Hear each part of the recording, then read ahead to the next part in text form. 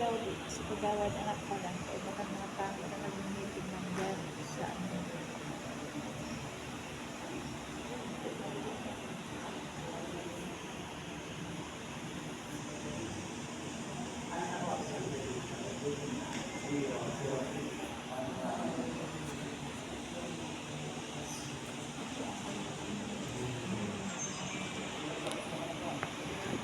And then, nangyayari din dyan, dahil walang sunlight, yung mga crops is na mamatay, natatawagan nga ng mga alcohol.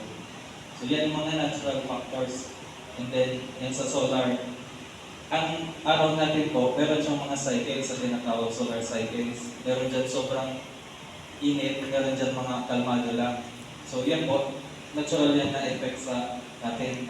Meron siya sabi heat wave, ganun po. And then, meron tayong human factors, so mga aktibidad ng tao kung saan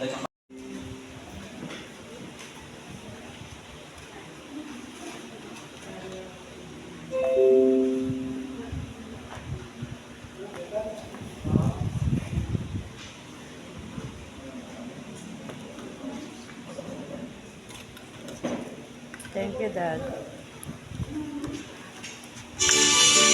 Kasi ako ng kamay ko rin.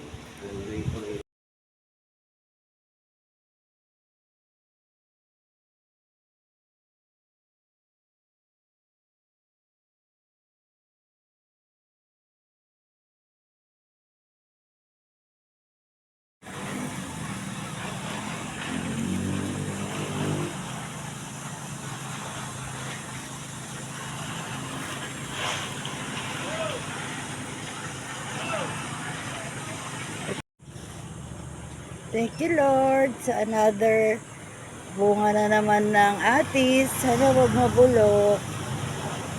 Huwag tayong unahan ng ibon. Yes, good morning, good morning. Okra.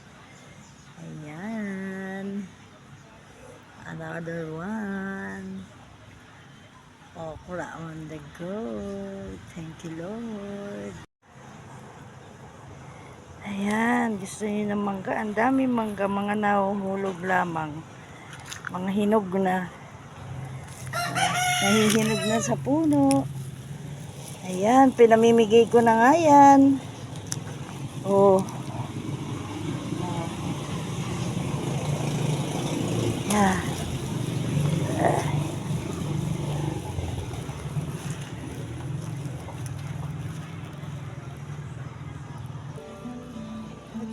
Yan, mangga.